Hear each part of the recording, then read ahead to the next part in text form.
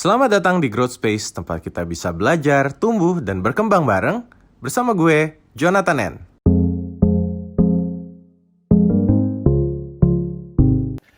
Selamat datang teman-teman. Jadi sore ini, gue buka dikit deh. Sore ini kita mau ngobrolin soal gimana sih caranya dari hobi kok bisa jadi uang. Kan katanya kalau melakukan sesuatu yang kita Dibayar. suka itu terus dapat uangnya itu kayaknya itu kita sudah menemukan passion banget gitu ya.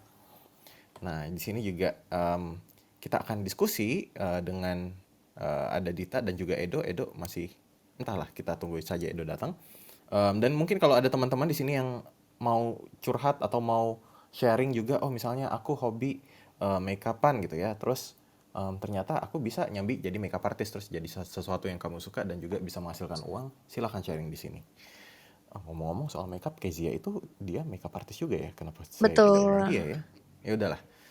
Anyway, Dit, ceritain dikit dong Mm-mm. tentang diri lo. Jadi kan kalau lihat dari bio nih ya, wow dari bio. Nah, jadi ceritanya dirimu ini kan seorang komik editor Ilustrator. dan penulis ya, tapi Iya. juga ilustrator gitu. Jadi pekerjaan atau hobinya apa nih sebenarnya? Yang mana? Nulis atau Hobi gambar? saya sebenarnya adalah mencari uang sih, Bapak Joni. Oh, baik-baik. Jadi apapun Betul. itu, jadi sales kulkas deh ya gitu.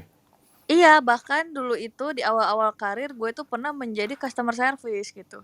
Oh, customer service di mana tuh? Di itu tis.co.id. Jadi itu marketplace yang buat kita bikin custom Kaos baju kan? gitu, heeh, kaos. Right. Dan terus gimana caranya awal mula lo dari situ, dari yang tadinya customer service terus menjadi penulis dan sekarang mungkin juga nyambi jadi ilustrator. Mm-mm. Jadi awal-awalnya banget itu karena gue memang dari kecil terhimpit ekonominya ya. Mm-mm. Jadi gue tuh harus mikirin cara gimana biar bisa beli komik gitu waktu Ya. itu. Karena nyokap gue kan kayak ngasih uang jajan gue tuh kayak dari tahun 2000-an itu cuma 1000 sehari tuh 1000 gitu. Mhm. Tuh nggak cukup buat apa-apa gitu kalau dihitung-hitung kayak snack tuh satunya aja udah 200 300 gitu. Gue beli bakso aja duitnya kurang gitu. Kayak dulu gue kurus tuh nggak kayak sekarang. Nah, Right. terus akhirnya waktu SD itu gue kan lumayan suka gambar. Jadi gue gambarin temen gue gitu, dia kayak commission gitu, terus kayak dia minta namanya kayak dikaligrafiin gitu. Abis itu gue tempelin ke kertas warna apa. Jadi Ya. commission awal gue itu waktu gue SD gitu. Dari situ gue udah mulai ngerti bahwa oh ternyata kita bisa mengerjakan sesuatu yang hasil request orang. Ya. Makin gede gitu, karena gue udah mulai beda nih cara pandangnya, oh gue bisa menjual sesuatu yang gue nggak harus bikin waktu itu. Kayak gue jualin kue yang dijual nyokap gue gitu di sekolah karena dulu nggak ada saingannya. Tapi dari situ kayak pas gue kuliah kan akses gue ke si kue nyokap gue cukup jauh tuh karena gue kuliahnya lumayan jauh dari rumah. Terus akhirnya gue mikir, aduh apa ya yang bikin gue bisa dapet duit tambahan karena waktu itu kan gue kuliah di kafe dan itu tuh tugasnya lumayan mahal, alatnya lumayan mahal gitu kayak gue sekali beli kertas aja berapa, beli yang lain-lain gitu.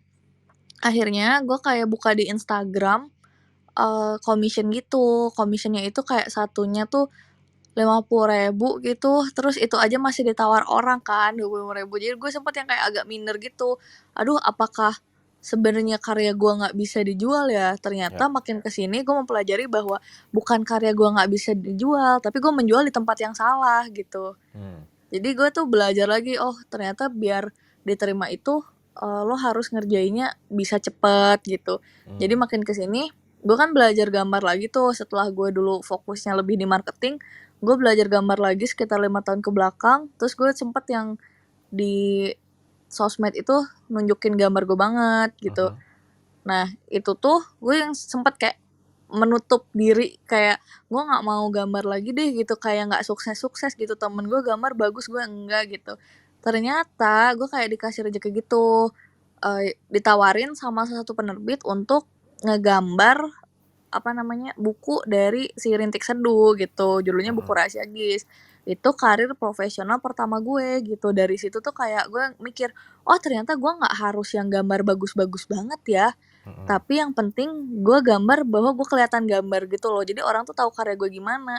Soalnya percuma gambar lo bagus tapi kayak lu nggak pernah posting, lu nggak kelihatan gambarnya di mana-mana. Ya. Akhirnya nggak jadi apa-apa. Nah gue tuh jadi berproses juga gitu loh. Jadi gambar gue yang jelek banget sampai sekarang lumayan mending gitu. Mhm Dan mhm. karena gue udah belajar marketing, gue jadi mikir, oh ternyata nggak bisa cuma gue minta orang beli ya, tapi harus ada yang gue kasih ke orang juga. Makanya gue di Twitter sering banget giveaway gitu kan, kayak sehari gue gambar 10 sampai 20 orang gratis gitu. Mmm, Terus promoin commission gue. Jadi kayak kalau lu nggak kebagian commission ini, ya sorry, lu nggak kebagian giveaway ini, lo bisa ikut commissionnya gitu. Commissionnya harganya segini gitu dan gue bikin lebih bagus gitu, John. right right right. Itu menarik banget ya. Jadi dari SD sebenarnya ya, jiwa jiwa mencari cuannya sudah terpupuk ya? Betul. Dari SD lo, gambar gitu dapat berapa tuh kalau boleh tahu? Kan tadi duit jajan 1.000.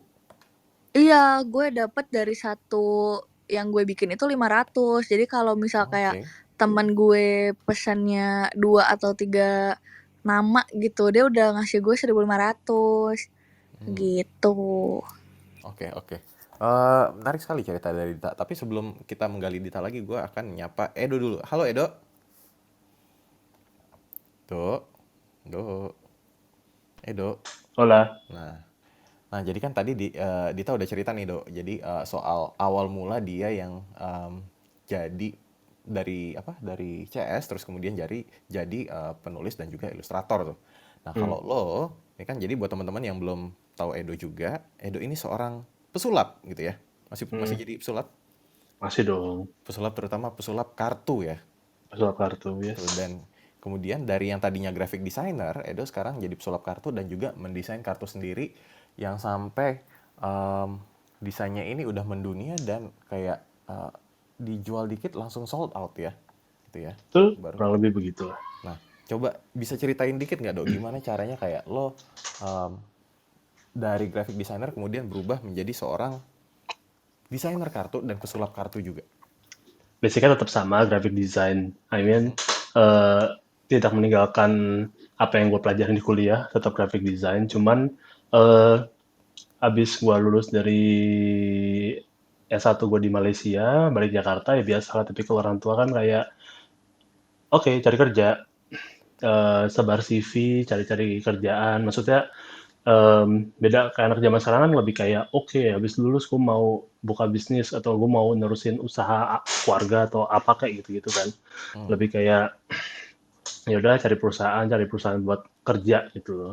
Digaji seberapa aja ya udah terima aja. Ya udah gue cari kerjaan, gue ngelamar kerja dulu sebagai junior graphic designer, and then cuma setahun dipecat, and then habis itu cari kerjaan lagi yang kedua, bertahan 3 tahun, habis itu gue akhirnya resign buat full time as a playing card designer. Ya selama 4 tahun itu dari kantor pertama sampai kantor kedua, gue merintis passion gue yang playing card designer, yang ngedesain kartu remi. Gue kalau dibilang pesulap, gue lebih kayak gue bukan performers yang every week gue perform di cafe atau di main main panggung ke panggung. Gue nggak jarang banget main gitu. Cuma lebih kayak ke corporate show sesekali doang. Tapi gue lebih kayak I like to showcase my magic on my social media. Karena zaman dulu 2012-an itu eh, belum banyak orang-orang yang kayak show magic in social media. Jadi gue kayak yaudah showcase my magic di Instagram. At the same time, gue mulai kayak mendesain lah kartu remi yang gue jual desainnya ke klien luar negeri. Zaman dulu soalnya di luar negeri kan sudah cukup, marketnya sudah ada, di Jakarta kan nggak ada sama sekali. Jadi Hmm. ya udah 2011 akhirnya gue rilis kartu pertama gue, dan gue ngelakuin itu part time dulu Hmm. sampai akhirnya 2015-2016 gue mulai jadiin itu full time job gue, resign dari kerjaan kantor gue 9 to 5 gue resign, tapi ya setahun pertama tough. Gue nggak punya penghasilan, gue nggak ada klien, gue nggak ada job, cuman bertahan pakai uang gaji sisa yang kantor terakhir, sama Mhm. ya sesekali adalah klien-klien kayak eh apa sih, klien-klien kecil lah, bukan klien-klien tentang Desain juga kartu, ya. enggak, desain juga tapi enggak, bukan kartu, tapi kayak klien-klien yang penting gue bisa survive di bulan ini, bulan depan gue cari lagi lah, gampang itu. adalah untuk paling 3-4 bulan doang, habis itu gue jobless lagi. Tapi akhirnya habis setelah setahun perjalanan yang berat itu, gue akhirnya bisa lebih stable lah sampai sekarang. Right, right. Kalau di tahun yang berat itu, apakah lo merasa bisa survive? Aduh, gue pesimis nih, gue bakal It hidup de- sampai tahun depan. it depends on how, apa ya, kalau buat gue selalu gue pikirnya it depends dari elunya sendiri as a human being. Hmm, Karena elu lagi kalau gue selalu mikirnya gue selalu kalau di hadapan sama satu situasi biasanya gue lagi dites seberapa kuat elu ngadepin realitinya. Misalkan ya udah lu kan mau pursue your career as a playing card ya, designer, ya, something yang mungkin kalau tanya 10 orang, mungkin satu yang setuju, 9 orang nolak, kasarnya begitu. Atau ya, maksudnya betul. kayak dalam artian, kerjaan apaan gitu. Itu kerjaan bisa menghasilkan berapa sih? Atau itu bisa hidup dari situ kah gitu, kayak gitu-gitu kan. Seberapa kuat lu bisa bertahan. Gue sih untungnya tipe orang yang kayak lebih hmm, apa ya, nggak gampang inilah, orang cukup apa ya, cukup kayak masa sih gue nggak bisa. Ya, Eh, Jalanin aja, maksudnya nothing tulus juga gitu loh. Kalau emang berhasil ya good for me. Kalau emang nggak berhasil ya udah gampang, tinggal nyari kerjaan lain kok. right. Maksudnya gue nggak bego-bego amat gitu loh. Bisa bisa mau balik kerja kantoran lagi bisa, tapi ya Hmm, at least gue hidup sekali, ya gue mau coba lah how um, decision gue ini bener apa enggak gitu loh. Orang tua right. nolak, adik gue nolak, saudara nolak, yang support cuman si Tasya, which is istri gue sekarang kan, yang support Oke. cuma dia. Um, Toxic itu udah ada, kayak dari keluarga, dari adik-adik gue mulai kayak chatting si Tasya untuk kayak, eh, lu suruh si Koko balik kerja kantor gih, atau lu suruh si Edo suruh balik eh ngantor aja lah, itu di rumah ngapain cuman kayak mainan laptop doang, nggak ada kerjaan lontang-lantung gitu doang. Ya, ya, Maksudnya cuma coffee shop gitu doang, ya. kerja kerja nggak jelas gitu loh kan. Terus gue bilang ya nggak mau, gue mau coba gitu. Terus di Tasya Hmm, juga dia ngebantuin gue kayak enggak lah, ya dia lagi pursue his career as a playing card designer, ya lihat aja ntar karyanya gimana. Ya hmm. udah, dia support system gue, dan ya udah setahun kemudian mulai naik, Ya. mulai ada brand-brand yang collab, terutama yang paling besar kemarin yang MCM 2018 itu kayak collab terbesar, dan habis itu ya udah dari situ mulai ada aja terus sampai sekarang. Di collab yang itu ya, di kantor yang tangganya bagus itu bukan? Iya. Iya, oke, oke. Kayaknya gue sempet tahu tuh. Nah, tapi berarti itu sebenarnya peran support system itu penting banget ya. Dalam hal ini ya pasangan lo gitu ya. Dan lo Betul. waktu itu ada target nggak kayak oke gue mau coba ini misalnya setahun deh, if it doesn't work out ya udahlah gue ngantor lagi, atau ada tenggat waktu nggak dari lo sendiri? eh gua sih dulu ya mungkin karena emang guanya setahun, gua nggak tahu, gua kalau lu tanya sama gua kalau this happen for 2 years, gua nggak tahu apa yang terjadi, tapi thanks God itu jadi setahun setahun Ya, aja, and then abis itu gue bisa ini. Tapi nggak tahu ya, kalau lu tanya gua dulu, mungkin gua akan keep going, mungkin ya. karena mungkin ada aspek gue belum ada tanggungan, dalam artian gue Hmm, belum nikah, gue cuma punya pacar gitu loh, ya. cuma punya istri, belum punya anak. Tapi kalau tanya sekarang, I guess um, gue nggak akan bisa apa ya, sebertahan kayak Seberesiko dulu itu gitu loh, ya. seberesiko itu, yes. Right, right, right. Oke. Thanks tuh buat sharingnya. Sekarang gue mau beralih dulu. Gue beralih ke Kezia. Halo Kes. Halo Kes, Kes. Kezia. Halo, kedengeran nggak? Kedengaran, kedengaran. Nah, Kezia ini kan jadi Kezia ini seorang seorang project manager ya bisa dibilang, dan juga sebenarnya kan di apa ya, di waktu luangnya juga nyambi jadi makeup artist nih, Kes. Betul. Nah, bisa diceritain nggak awal-awal kenapa sih akhirnya kayak milih jadi makeup artist gitu? Gimana, Kes? Berawalnya sebenarnya dari hobi sih. Jadi semasa kuliah tuh sekitar semester 4 atau semester 5. Kencengin Itu dikit, Kes, kayak, suaranya. oke, kedengeran nggak? Sip. Nah, Dapat. dulu pas kuliah sekitar semester 4 atau semester 5 tuh mulai tertarik lah dengan dunia make up.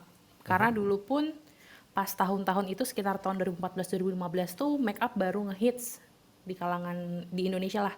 Baru muncul tuh si beauty influencer. Nah, mulai saat itu tertarik, ya udah belajar dari YouTube, dari Instagram. Terus ternyata Setelah digali loh, kok banyak yang minta di make upin nih. Oh ternyata bisa diduitin, ya udah jadi makeup artist kayak gitu. Right. Dan itu proses dirimu akhirnya kayak nyoba jadi makeup artist terus nyari klien itu gimana di awalnya? Di awalnya sebenarnya dari pasang portofolio sih. Jadi kayak di Instagram sendiri ya update aja kalau lagi make upin temen iseng. Dia minta di make upin mau pergi kondangan, aku make upin, aku pasang di Instagram. Terus lama-lama tertarik teman-teman yang lain kayak aku mau dong di make upin kamu. Berapa ya sekali? Kalau buat ke kondangan, kalau buat tunangan, kalau buat Right. prewed kayak gitu. Terus dari situ akhirnya bikin Instagram khusus nih. Ya udah semua portofolio aku masukin situ. Kayak gitu. Jadi kamu ada Instagram Kezia_MUA Ya, underscore siap. Jogja gitu ya? Ya kayak gitulah. Oh, oke. Jadi berawal dari temen ya? Iya, Berawal dari teman temen. sendiri. Nah, Ntar teman terus, minta tolong promosiin ke teman juga. Jadi dia pasang di Instagramnya dia. oke. Jadi dalam hal ini ya support, ya temen jadi support system juga ya. Betul. Nah, terus pertama kali dapat klien di luar teman, ingat gak? Kapan? Atau acara apa? Ingat-ingat, itu acara dia mau kondangan saudaranya. Hmm. Ya, jadi dia tuh dapat dari Instagram. Jadi cari makeup artist Klaten Jogja. Terus nemu aku, dia ngechat aku. Kayak gitu. Itu dapat berapa tuh di awal? Di awal dapat 500 Tahun berapa? tahun 2016. 500 lumayan juga ya. Dan Itu 2016 berarti 5 tahun lalu ya. Terus gimana? betul. Sekarang apakah kamu masih tekunin atau naik turun atau gimana? Atau jadi side job aja? Sebenarnya dulu tuh rame ya, sebelum pandemi tuh rame banget. Setelah pandemi, saat pandemi berlangsung tuh udah langsung kayak tiap bulan tuh hampir nol, Ya. ya kan? Yaudah setelah itu jadi side job aja. Sampai sekarang di Jakarta juga aku nggak bawa alat-alat make up. Jadi memang udah nggak dulu sekarang. Gitu. Ya, jadi sebenarnya di satu sisi oke mungkin ada masa ramenya kali ya, tapi ya Betul. gara-gara pandemi juga event-event jadi sepi gitu ya, jadi orang-orang nggak keluar rumah, jadi nggak kebutuhan untuk makeup artis jauh lebih berkurang, jadinya ya udahlah gitu ya. Yes, betul. Fokus ke kerjaan yang lain dulu. Yes, betul. Oke, nice. Oke, sekarang gue beralih ke Jill dulu. Jill, Hai. lo ada hobi apa nggak ya Jill yang jadi uang? Kan dengar-dengar lo entrepreneur yang ingin menjadi gamer, tetap gue angkat. Enggak, gue sih sebenarnya rephrase sih. Gue tuh nggak pengen jadi professional gamer sih. Oke. I don't think that's my thing. Cuman emang gue emang suka banget main game, tapi mungkin gue baru punya luxury untuk bisa memilih hobi apa itu tuh sekarang-sekarang ini, karena gue udah lumayan comfortable lah. Kalau waktu dulu gue tuh ada sempet gue tuh hobi nulis ceritanya. Nah, makanya itu yang menjadikan gue awal-awal itu part time gue menjadi penulis.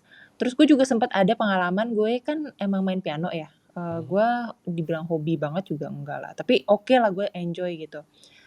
Terus waktu itu juga waktu awal-awal profesional gitu, gue lumayan lagi nyari-nyari kerjaan dan gue cari kerjaan sambilan. Gue juga sempat mention di clubhouse yang sebelum-sebelumnya kalau gue tuh nggak pernah kerja satu doang gitu kan. Nah, salah satunya itu adalah gue jadi guru piano gitu.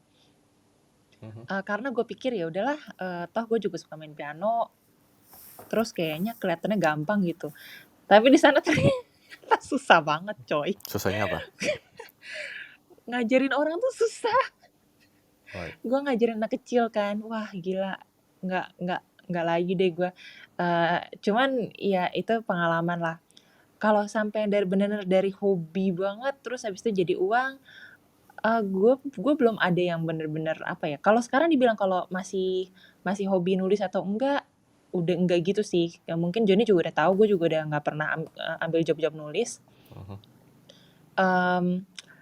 Cuman sekarang jadinya gue jadi lumayan, karena sekarang udah punya luxury untuk melakukan itu, jadi lebih bisa mikir, oke, gue nih sekarang hobinya, nah itu dia yang balik lagi ke yang tadi bahasannya Joni. Gue sekarang hobinya tuh main game, dan gimana caranya gue pengen coba untuk menguangkan itu. Nah, kalaupun misalnya emang gak bisa juga gak apa-apa gitu. Oke, berarti mungkin yang bisa dieksplor itu si main game tadi ya? Iya, cuman hobi utama gue adalah mencari uang sih. Right. Wow. Jadi Betul. gue memang kemanapun uang berada biasanya gue akan mengiyakan gitu. Betul. Oke, kalau gitu gue mau kasih pertanyaan mungkin ke semua ya. Jadi mungkin di awal-awal ya kali, di awal teman-teman bekerja gitu ya, pernah nggak sih kepikiran kalau misalnya terutama buat Dita, Edo, dan Kezia nih, kalau yang kalian lakukan sekarang mungkin bisa jadi full time job, mungkin ya pengecualian ke Kezia ya karena kan makeup artistnya jadinya sambilan juga. Tapi mungkin ke Dita dan Edo gitu kan, apalagi Dita yang sekarang tuh ilustrasinya itu udah jadi kayak cover buku gitu ya. Kemarin juga jadi dari hobi nge-podcast terus tiba-tiba jadi kerjasama dengan salah satu bank di Indonesia gitu ya. Dan Edo juga mungkin, oh ternyata gue sekarang bisa jadi desainer kartu gitu. Mungkin pernah kepikiran nggak dulu di awal kalian bekerja akan jadi seperti ini? Gimana? Dita dulu deh, Dita. Kalau kepikiran sih enggak, kalau ngimpi pernah, karena mikirnya tuh gini, di dunia yang bernama realitas itu kan kadang nggak semuanya tuh bisa sesuai keinginan kita gitu loh. Kayak tadi Kak Jul juga sempat sharing yang bahwa sekarang tuh baru ada luxury untuk dia milih hobi gitu. Nah dulu itu kalau istilah di bahasa Sunda tuh bakatku butuh gitu. Jadi apa yang gue lakukan waktu itu adalah karena gue punya kebutuhan gitu. Nah, karena dulunya pas gue ambil DKV, gue tuh fokusnya di desain grafis kan, bukan di ilustrasi. Jadi Ya. kayak, oh ya udah mentok-mentok gue akan jadi desainer grafis aja gitu. Udah Bentar, nurun-nurunin. lo ngambil desainer grafis tapi lo kerja jadi penulis. Gue kan Kenapa nggak sekarang kerja jadi kerja, desainer? iya, gue sekarang penulis, gue scriptwriter. Nah, itu tuh sesuatu yang apa ya, tidak terbayangkan juga gitu, kayak kesempatannya tuh kok tiba-tiba bisa ada ya gitu. Nah, itu balik lagi ke gimana gue sering sharing itu kan, kayak nunjukin gambar gue dan semacamnya yang orang-orang tuh jarang mikir bahwa bukan cuma bakat dan kemauan aja, tapi juga lu harus gedein networkingnya. Right. Nah, gue tuh dulu waktu gue masih di Bandung tuh bener-bener kayak udah nggak punya harapan gitu deh. Jadi kayak, aduh udah deh, gue udah jadi desainer aja, gue cuma jadi kerja kantoran aja, nggak ada apa ya, nggak ada harapan untuk jadi terkenal, nggak ada harapan untuk bisa bikin macam-macam. Pada saat gue pindah ke Jakarta, gue melihat kayak banyak potensinya itu loh. Ya. Jadi istilahnya kalau ujian tuh dulu ada yang bilang posisi menentukan prestasi. Nah itu tuh gue berasa banget pada saat gue di Jakarta, akses gue jauh lebih banyak gitu, ke penerbit lebih dekat, terus juga ke perusahaan-perusahaan besar, ke agensi, yang itu ngebantu banget karir gue gitu. Nah sekarang kan kalau menurut gue terbantu lagi dengan adanya internet kan, jadi kayak kita bisa kenalan dengan orang-orang yang kira-kira akan membantu karir kita nanti gitu loh, John. Ya. Gitu. Sampai numpang makan gitu ya. Iya bener-bener, gue ada temen yang baik banget tuh, tiap hari gue dibolehin tuh makan di sana. Sebenarnya nggak dibolehin juga sih. Oh iya. Nggak pernah ada kata boleh gitu loh, tapi entah kenapa kayak lo numpang makan aja gitu di rumah gue. Tapi Anyway, gue apa? setuju sih, gue pengen banget ngebahas yang tadi Joni tanya, karena ini memang pertanyaan gue yang udah lama. Dari mana kita tahu kalau misalnya kita tuh hobi nih, kapan sih harus berhenti, kapan kita harus jadi agak sedikit realistis aja gitu. Nah kalau waktu dulu kan kalau dari caranya gue mengambil jalan yang lebih realistis. Jadi misalnya, oke, gue tahu gue hobinya bukan ini, tapi kalau memang karena keadaan mengharuskan, jadi gue memilih jalan realistis. Sekarang setelah semuanya tercukupi, baru gue bisa mikir nih, gue hobi apa yang kurang lebih bisa gue uangkan. Nah kalau kalian gimana sih ceritanya? Oke, kalau itu mungkin Karena Olga tahu tuh kapan harus berhenti tuh agak susah sih sebenarnya. betul kapan tahu harus berhenti itu kita akan nanti ya karena itu ini sebenarnya menarik tapi gue ingin mendengar jawaban Edo dulu. Oke. Yop, Dok, gimana? gimana Dok? Pernah nggak kepikiran dulu Dok kalau lo sekarang jadi desainer kartu Dok? Semua kan awalnya dari cita-cita kan. Maksudnya kayak kalau gue sih dari cita-cita aja, kayak gue koleksi, ya gue main sulap dari 2001, SMP, SMA, kuliah. Tools gue untuk perform tuh apa? Kartu remi. Ya gue beli kartu remi terus ada masanya kayak gue beli mulu, kapan gue bisa create my own gitu loh. Ya. Terus ya udah, itu cuma kayak ide-ide halu aja waktu sebagai apa sih anak SMA gitu loh. Tapi ya karena gue coba terus, gue cari apa opportunity, gue coba keep keep designing new things, and then gue coba cari kliennya siapa yang mau beli. Ya kalau emang dulu gue nggak jadi full time playing card designer dan gue masih kerja kantoran, gue juga nggak masalah gitu. Tapi emang Ya, thanks God, gue diberikan sama Tuhan, gue puji Tuhan diberikan apa ya kesempatan untuk bisa hidup dan berkarya dengan apa yang gue suka. Ya udah, em, apa namanya, ya gue syukurin itu dan gue gak oke. matasnya juga. Ya, Let's say, I don't know, karena gue udah berkeluarga, udah punya Alexa, um, 10 years from now, 15 years from now, kalau emang gue harus kayak, let's say, balik kantoran lagi atau apa, I don't mind. Because like, hmm, uh, kita nggak pernah tahu apa yang terjadi. Kita nggak, maksudnya hidup kan terus berputar, ups and down. Gue nggak tahu apa yang terjadi. And we need to adjust as a human, we need to adjust. Dan gue selalu percaya kalau emang kita punya reputasi bagus, orang pasti akan cari kita. Gue ya, cuman simpen itu di otak gue tiap kali gue berkarya, tiap kali gue buat project baru, tiap kali gue ketemu klien, gue selalu berpikir, lu mau kan ngelakuin ini for the rest of your life, ya udah, um, just do the good work, biarlah reputasi yang berbicara, dan sampai sekarang puji Tuhannya pure, gue nggak pernah kayak apa ya, kayak bener-bener kayak jualan di Instagram gue tuh gue nggak pernah. Apa namanya kayak lu butuh desain kartu nggak, desain nama gue aja gue nggak pernah. Sampai sekarang for the past 4 years orang yang nyari gue, orang yang ngetemuin gue dan mereka yang approach gue. Ya bukan gue mau sombong, bukan, gue nggak mau sombong saya, cuman kayak gue selalu percaya kalau apalagi kita yang pekerja seni atau bukan pekerja kantoran, pekerja seni, when you have a good reputation people will find you gitu loh. Dan kalau emang kedepannya emang gue nggak bisa ngelakuin ini selamanya, gue harus balik kantor, I don't mind kalau gue. oke, nice. Kalau Kezia, Kes pernah nggak lo kepikiran jadi makeup artist? Nggak pernah. Dulu tuh nggak pernah sama sekali kepikiran bahwa wah saya bisa jadi makeup artist tuh nggak pernah, karena emang ya zero knowledge, cuman karena dari rasa penasaran, ketertarikan, terus setelah didalami lagi, belajar lagi, kok jadi ada loh, kok ada demand-nya nih di sini. Ya udah coba aja sih itu, ternyata cocok kayak Right. gitu. Sama sekali nggak pernah kepikiran. Dulu kepikiran apa, Kes? Kayak lo pengen jadi apa gitu ketika pertama kali bekerja? Dan kayaknya lo Pertama, lulusan apa pertambangan kalau nggak salah ya? iya, jadi kuliah teknik pertambangan tuh ingin bekerja di perusahaan tambang, di Right. Freeport lah, di Antam, di KPC. Nah ya, impiannya ke sana, tapi setelah tahu lebih dalam, kayak wow, dunia di luar pertambangan nih menarik sekali.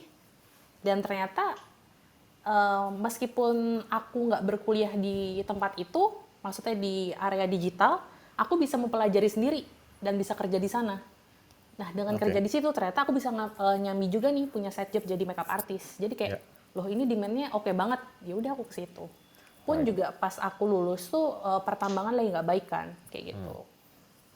Oke, oke. Nah, ini juga mungkin dari teman-teman, kalau misalnya ada yang mau bertanya ya seputar hobi jadi uang, atau misalnya ada yang mau sharing, oh, gue juga punya hobi ini nih, terus bisa gue duitin.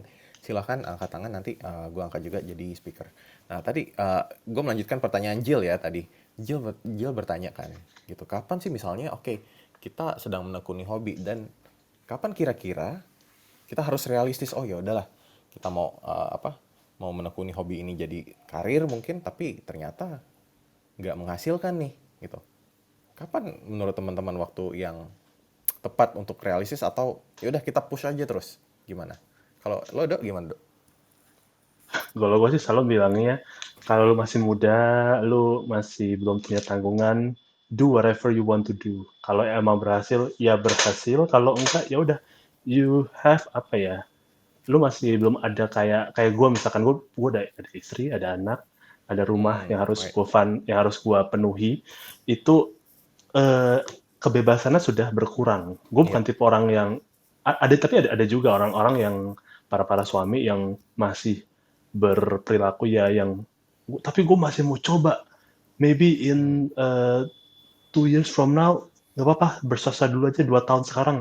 Nanti 2 tahun lagi sukses ya oke, I don't really mind. But if you ask me, it's better for you to apa ya, untuk ngelakuinnya itu ya pas di saat lu masih belum ada tanggung apapun. Karena apa? Ya. Karena Nggak tahu ya, somehow buat gue based on my experience itu lebih bebas, lu nggak ada distraction. Kalau sekarang lu ada kayak tiba-tiba istri lu kayak, nih uang jajan udah habis, nggak ada uang jajan Right. lagi, nggak ada uang buat ini, gimana nih kita bulan depan. Nah kayak gitu, gue lebih ada pressure gitu. Tapi kalau misalkan masih muda itu kayak, gue masih tinggal sama orang tua, gue masih makan di rumah, gue masih tinggal sama orang tua, ya udah gue bisa ngelakuin apapun gitu loh. Gue dulu literally hobi gue tuh dulu banyaknya luar biasa, dan semua gue cobain dan semua gue jalanin, tapi yang jadi cuma sulap dan desain Hmm. kartu. Luckily untungnya ada yang berhasil, kalau enggak ya gue cuma buang-buang duit orang tua doang.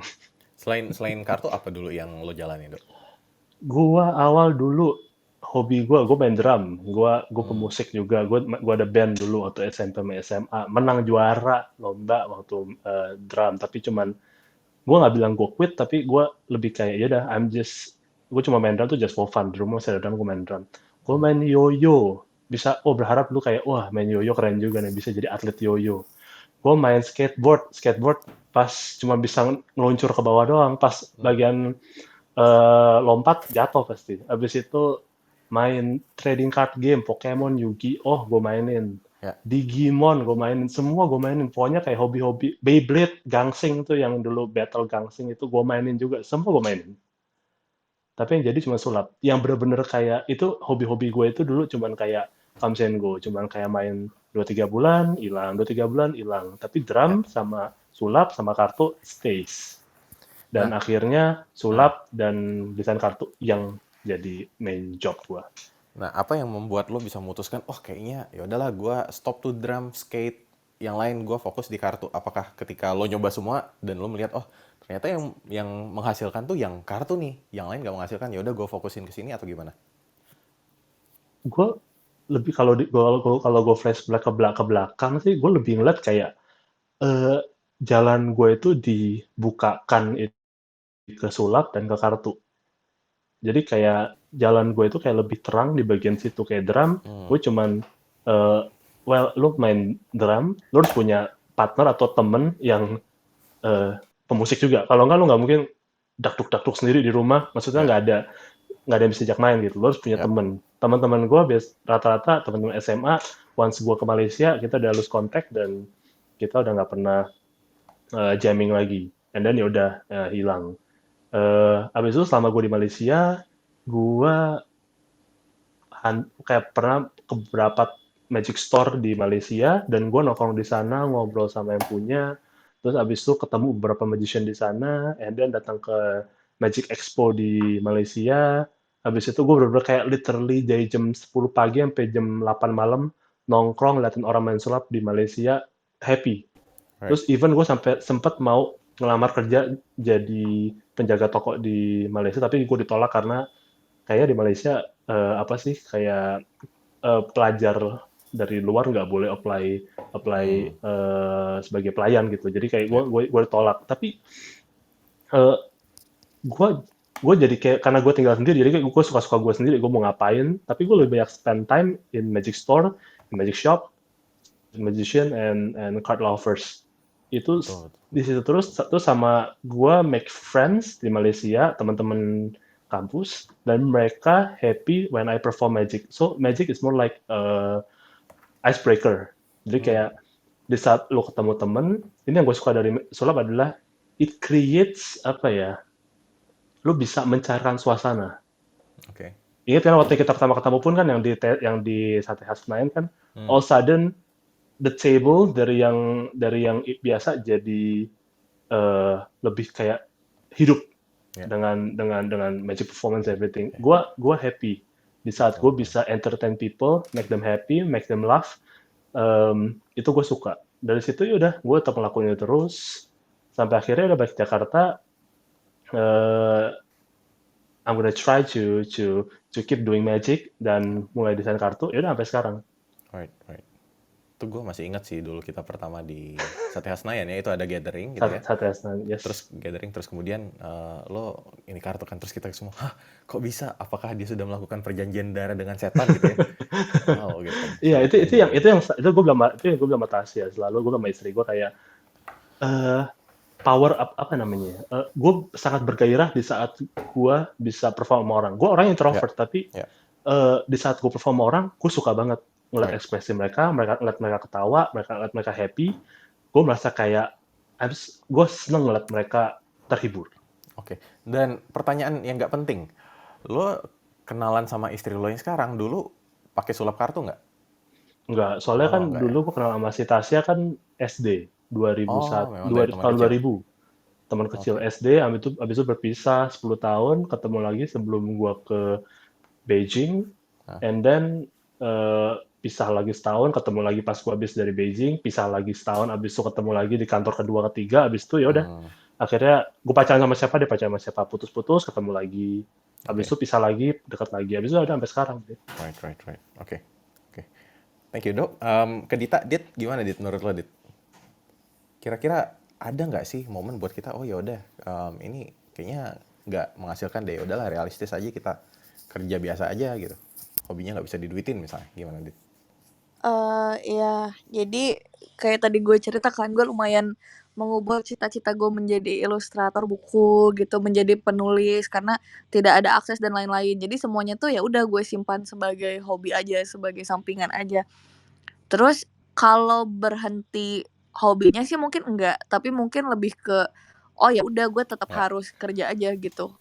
Mhm. Kapannya itu kalau gue sendiri adalah pada saat gue tahu gue udah coba beberapa kali, tapi belum ada peak-nya gitu loh, kayak, "Oh gue udah kesini ternyata ini gagal, oh kesini masih gagal," gitu.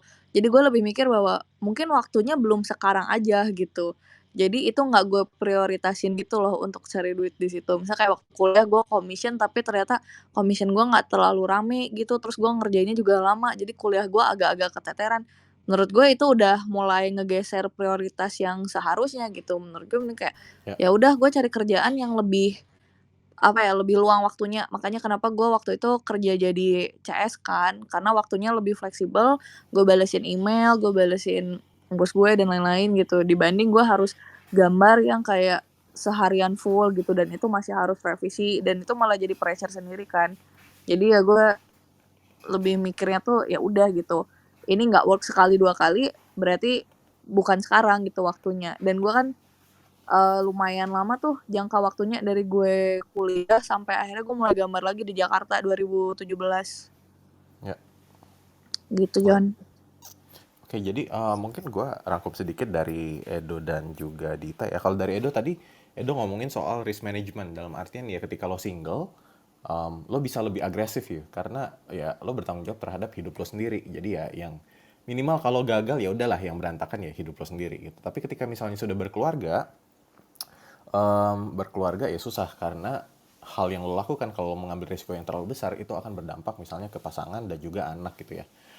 Dan juga mungkin satu hal lagi dari Edo tadi, safety net gitu. Safety net dalam artian oh oke, apakah lo ada budget buat explore atau misalnya oh ternyata lo masih tinggal sama orang tua yang masih disupport orang tua juga, ya nggak apa-apa, silahkan gitu kan. Misalnya lo masih umur 20 21 gitu, feel free to explore.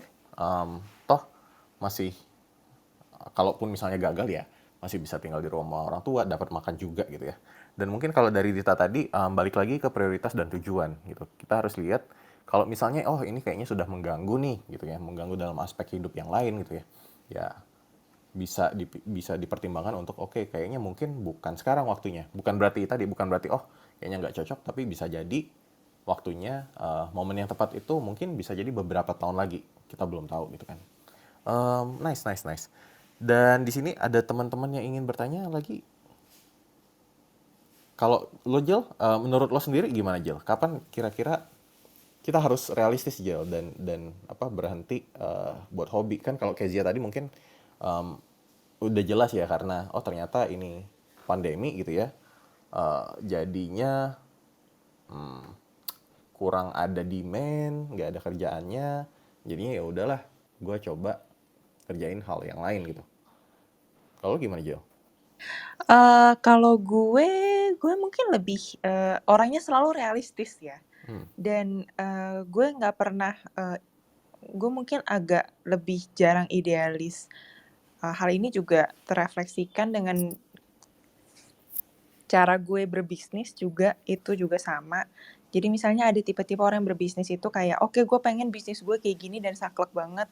Tapi one thing that I learned about life and business is that ya kalaupun misalnya itu hal yang kita suka tapi ternyata doesn't work, ya gue tipe orangnya nggak akan ragu-ragu untuk banting setir gitu. Dan gue lumayan decisive sih. Jadi gue ketika gue jalanin, gue akan lihat oke kalau misalnya emang gak jalan, it's okay kita cari jalan lain. Tapi gue setuju banget ya sama yang tadi ada yang bilang oh mungkin belum waktunya. Hmm. Karena gue sering banget ketemu yang kayak gitu. Jadi beberapa kali misalnya waktu dulu gue tuh waktu tahun 2015-2016 gue sempat mau buat agency untuk konten gitu. Nah karena gue mikir oke gue tuh lumayan ada lah jalannya ke sana. Tapi ketika dijalanin kok berat gitu kan. Akhirnya ya udah gue memutuskan satu hari gue memutuskan udah deh gue stop aja, gue mau balik kantoran. Gue balik kantoran, gue bubarin tim gue. Kemudian 2018 ketemu kesempatan untuk ngebuat yang serupa-serupa walaupun agak beda, tapi serupa-serupa dengan Joni, timnya kita. Dan itu tuh waktu itu gue sering banget mikir, oh memang waktu itu belum waktunya gitu. Nanti akan ada waktunya. Jadi gue sekarang kalau gue coba, misalnya gue kasih diri gue waktu 3 bulan gitu ya. Kalau emang doesn't work, it's okay. Tapi nanti mungkin ke depannya nanti nggak menutup kemungkinan akan ada jalan lagi. Right. Mungkin di dalam bentuk yang berbeda gitu. Jadi misalnya saran gue sih selalu jangan menutup kemungkinan terhadap sebuah bentuk yang berbeda. Jadi misalnya kalian tuh artis, misalnya suka gambar gitu. Tapi maksudnya tapi gue sukanya gambarnya ini gitu. Kan ada orang saklek banget kan. Gue pengennya gambarnya ini gitu. Gue pengennya harus begini gitu. Nah, itu lumayan agak susah kalau untuk belok. Tapi kadang-kadang emang hidup gitu sih. Kadang-kadang harus belok dulu. Cuma menarik aja untuk selalu nanya ke orang-orang yang jalanin hobinya itu, kapan sih kalian tahu kapan kalian harus belok gitu. Ya, be fleksibel ya. Iya. Ibaratnya ketika kita misalnya lagi naik mobil gitu ya, jalan, terus wah tiba-tiba macet gitu kan. Nah, biasanya kita antara udahlah stay in this lane gitu, di jalan ini aja, atau udah kita buka Google Map, kita cari jalan-jalan Kadang lain tuh yang belok ada dikit orang gitu ya John, agak terlalu melankolis gitu. Maksud gue kalau nggak bisa sekarang tuh menurut mereka, kalau kita bilang udah coba aja dulu yang lain gitu. Dalam otak in their head mereka tuh terjemahinnya dia nggak boleh sama sekali ngelakuin itu. Nah, jadi mereka tuh marah gitu kayak kenapa sih kalian nggak mendukung gue kayak gitu loh. Padahal maksud kita kan kadang-kadang misalnya kayak tadi si Kezia makeup artist, sekarang bukan waktu yang tepat sekarang ya. Ya. Tapi it doesn't mean forever kalian nggak boleh kayak gitu, enggak. Karena gue juga pernah ketemu orang-orang yang misalnya mereka tuh suka, salah satu kenalan gue dia tuh suka banget gambar komik gitu, dan kehidupan dan dia tuh cita-citanya adalah jadi komikus gitu. Tapi udah 10 tahun ya dia coba ya, udah 10 tahun nih dia coba full time jadi komikus, nggak pernah takes off. Nah kita selalu bilang ya udah kalau emang nggak bisa, coba aja dulu yang lain kan, biarpun dia nggak punya tanggungan tapi bolehlah bisa nabung dikit-dikit gitu loh untuk masa depan. Coba aja dulu kerjaan yang lain gitu kan, nggak masalah. Misalnya apa kek jadi guru dulu, tapi dia tuh mengartikannya nggak boleh sama sekali menggambar, cari jalan hidup yang lain gitu. Sebenarnya enggak, sebenarnya ya bisa aja misalnya jadi siangnya jadi guru, malamnya mau gambarlah sepuasmu gitu. Kayak gitu sih paling. John, gue mau nimpalin yang Kak Jill barusan dong. Silakan. Iya, soalnya gue ngerasain juga gitu loh Kak.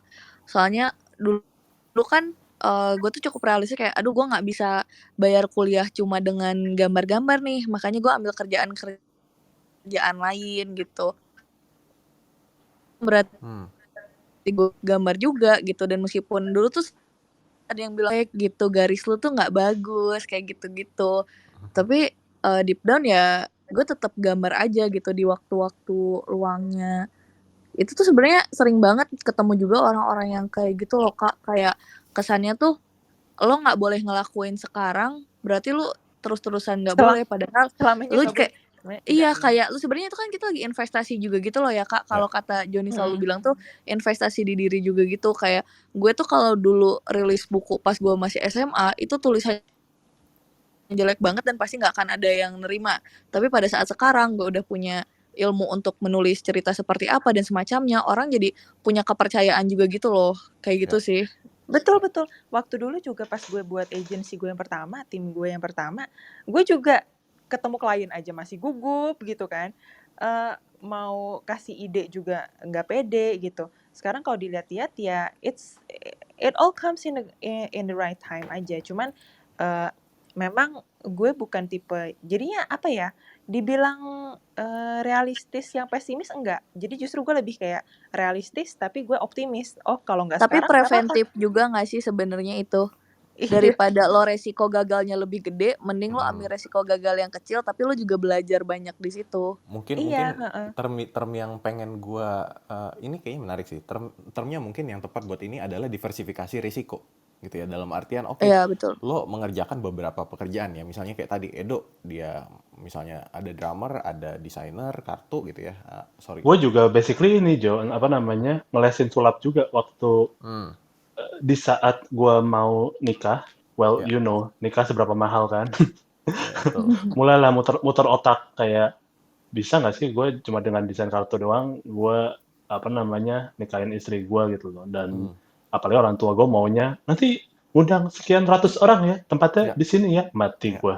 Habis itu nanti udah selesai nikahan, itu rumah yang mama kasih kamu jangan lupa renov loh nanti. Kamu kan Ya, habis mau tinggalin, buset, udah habis nikah tambah lagi renov. Gue mau ya. nyari duit dari mana gitu loh. Ya udah, mulailah otak kreatif, ngelesin sulap lah, habis itu Hmm, jadi apa namanya ngisi apa approach brand buat apa sih buatin konten di sosial media mereka betul, lah. betul, betul. Habis itu jadi speaker lah, jadi perform sulap di mana lah. Semua gue Ya, yain soalnya apa ya?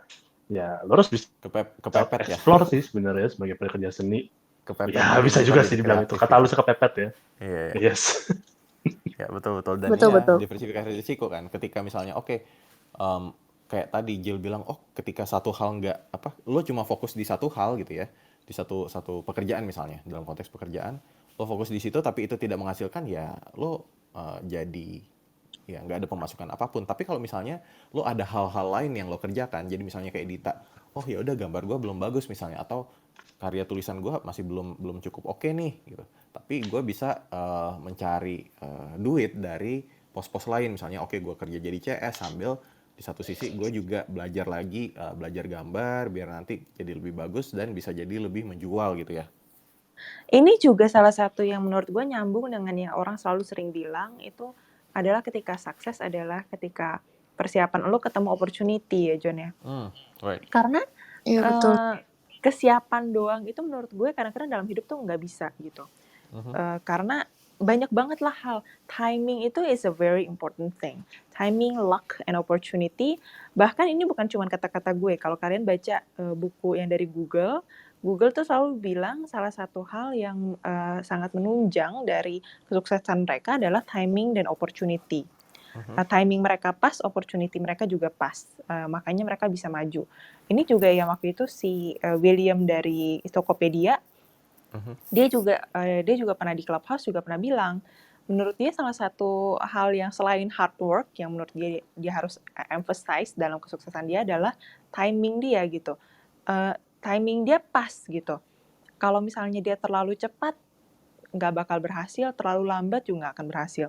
Makanya menurut gue kadang-kadang kalau misalnya kita terlalu saklek itu ternyata dan emang belum ada hasilnya, mungkin belum waktunya dan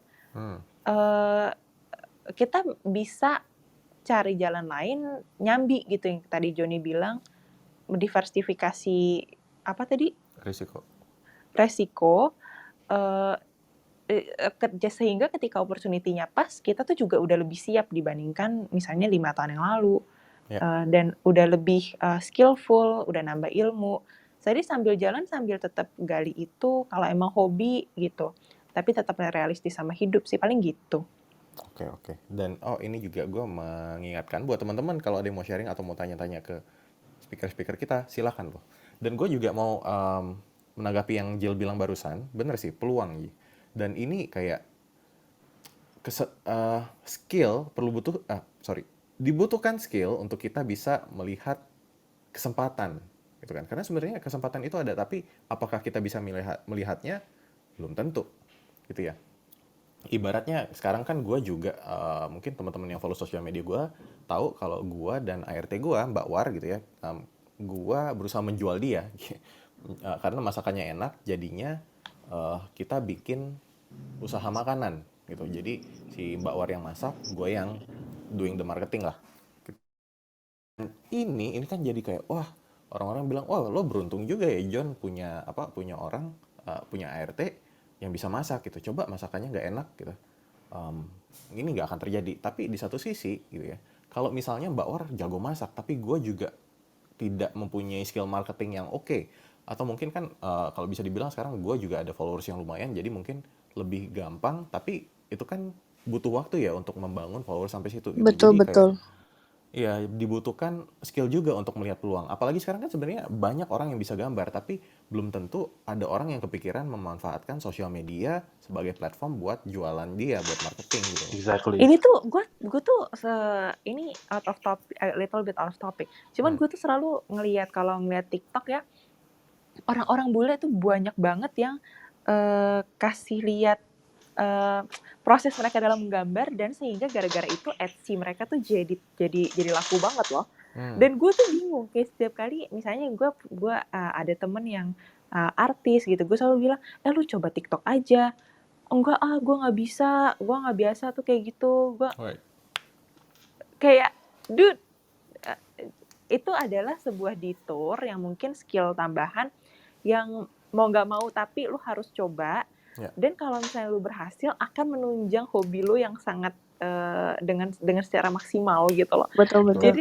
Jadi itu tuh detour yang kayak orang tuh, gue pengen jadi seniman dengan cara seperti ini gitu, saklek banget caranya, padahal lo banyak sekali jalan menuju Roma, dan mungkin jalan-jalan tersebut emang ada yang gak menyenangkan, tapi kalau Betul.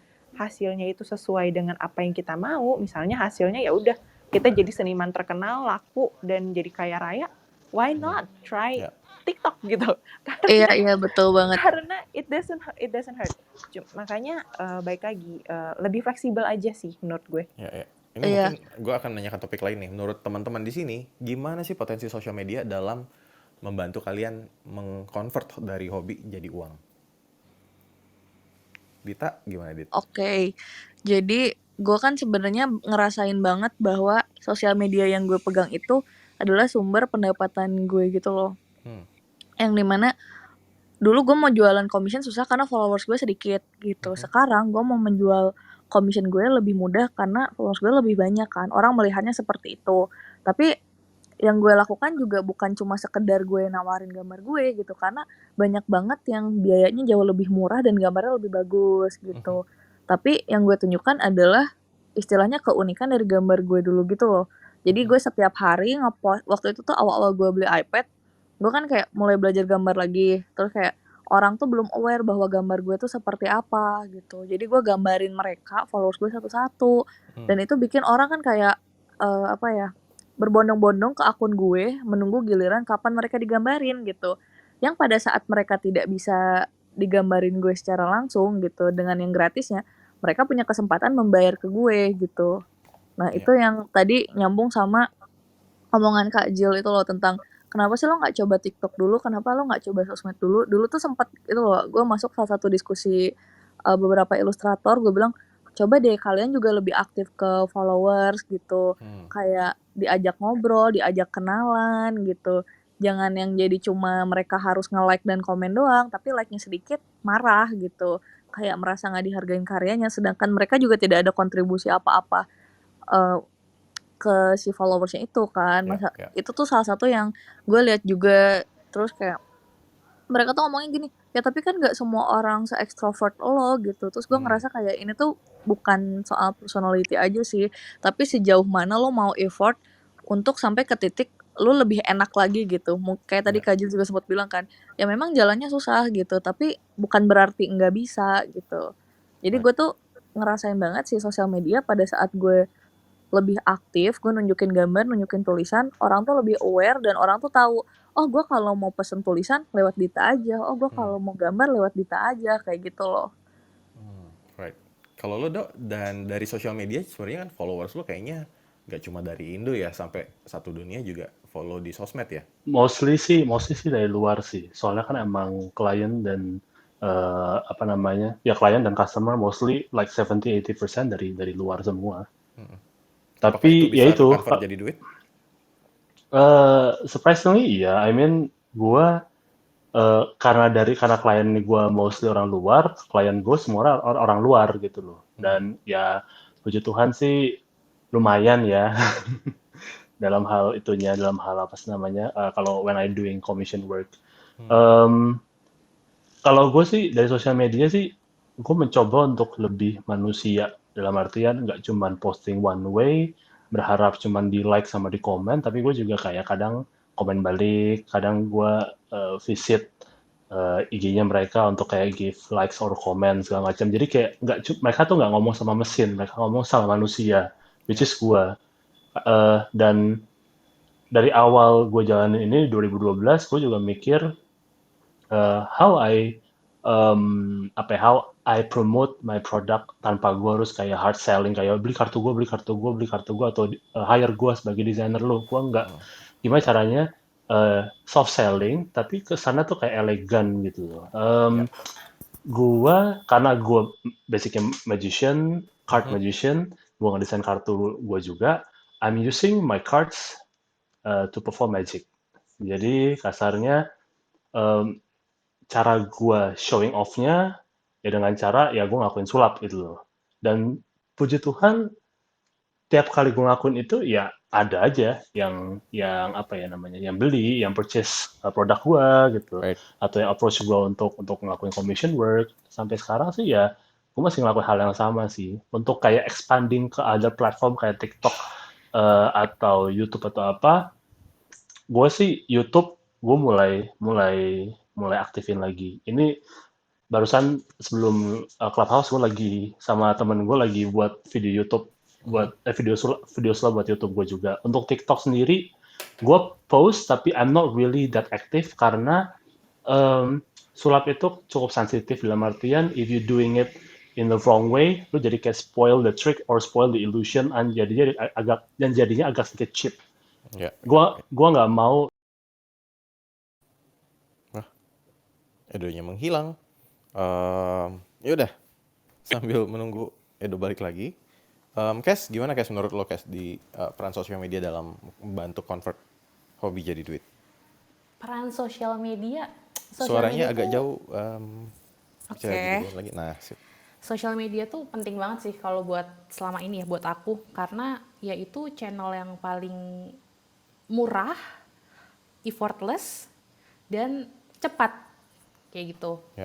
Nah, sekarang meskipun aku lagi vakum jadi makeup artist, aku tetap kasih ke followersku informasi-informasi tentang makeup.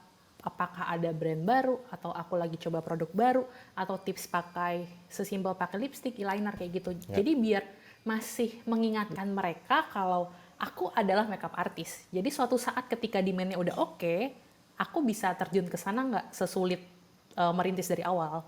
Kayak gitu sih. Oke. Kalau menurut lo gimana, Jel? Sosial media untuk meng-convert hobi jadi uang. Gue karena gue orangnya digital banget, jadi gue sangat setuju ya. Tapi dan itu mungkin comes as a no-brainer karena dari tadi gue advocate banget untuk showcase your hobi itu dalam sosial media. Tapi misalnya kayak ada orang ya kayak bilang, tapi gue nggak tahu nih gue mau harus ngepost apa gitu. Saran gue sih selalu gue kasih tips aja kali ya, tips simple Gimana? untuk memulai, untuk artis-artis yang baru mau mulai. Yang pertama, you don't have to be perfect dalam satu kali post. Misalnya lo mau coba TikTok, aduh tapi gue nggak jago ngomong. You don't have to be jago ngomong dalam post pertama. It just have to be good enough gitu. Nah, selebihnya baru nanti, dipikirkan lagi. Lalu, tips kedua, eee, biasanya rata-rata kalau orang itu ada ini ya, kayak tadi, siapa tadi yang si Edo? Nah, si Edo tadi dia Yes. bilang dia itu tuh, card designer dan pesulap. Nah, kadang rata-rata, kita itu manusia ada lebih dari satu area of expertise. Tapi kadang-kadang tuh orang tuh ragu-ragu untuk, di-combine bareng gitu.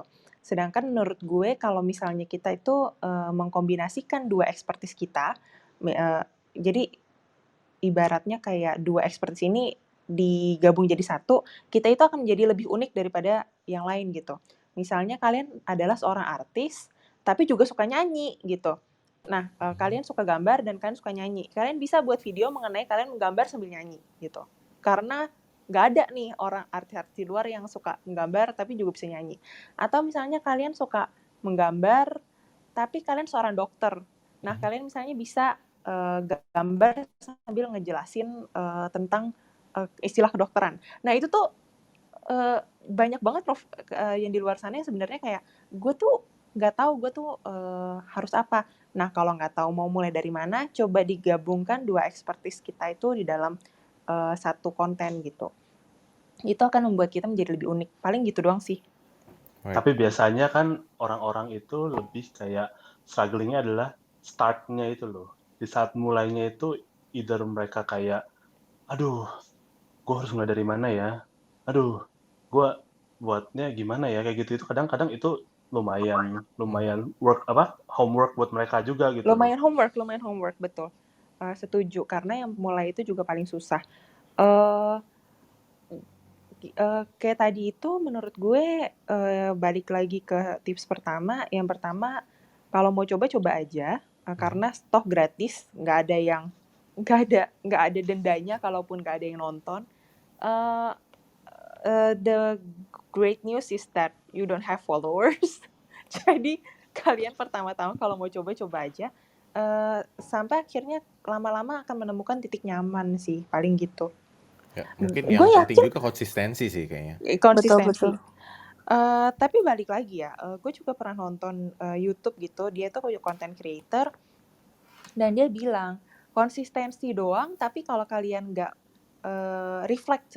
merefleksikan kembali, misalnya konten kalian seperti apa, yang nggak perform seperti apa, yang perform seperti apa, itu juga nggak ada gunanya. Kalau misalnya kalian, oke, gue konsisten, tapi konsisten selama 3 tahun melakukan konten yang sama, padahal nggak ada yang orang yang suka. Nah, itu kan juga sebuah hal yang harus diperbaiki gitu. Jadi konsisten tapi juga harus improve sih seiring berjalannya waktu, cari-cari ide gitu-gitu. Betul. Kayak gitu. Memang balik lagi gue harus akui itu akan makan waktu dan makan effort, makan tenaga. Tapi kembali lagi ya, jalan menuju Roma gitu. Itu promised land di mana kita itu bisa menghasilkan uang dari hobi kita. Itu kan tanah perjanjian lah istilahnya.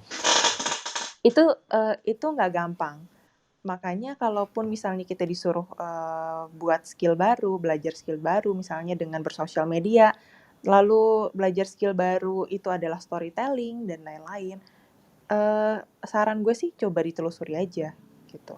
Sama ini juga sih Kak, kalau bikin konten tuh semisal kita pengen lumayan dilihat orang gitu. Misal sekarang kan ada TikTok dan Reels gitu yang konsepnya video. Kita kan nggak harus yang ngomong mulu kayak Kak Jill tadi bilang tuh. Kita bisa yang di TikTok ada fitur misal yang text to audio itu kan. Terus juga Betul. ada yang kita ya udah ngetik-ngetik aja gitu, kayak sampai sekarang gue sendiri di TikTok belum yang sampai nambahin VO apa video juga nggak yang bagus-bagus banget, ngedit cuma di HP, nge-shot pakai HP gitu.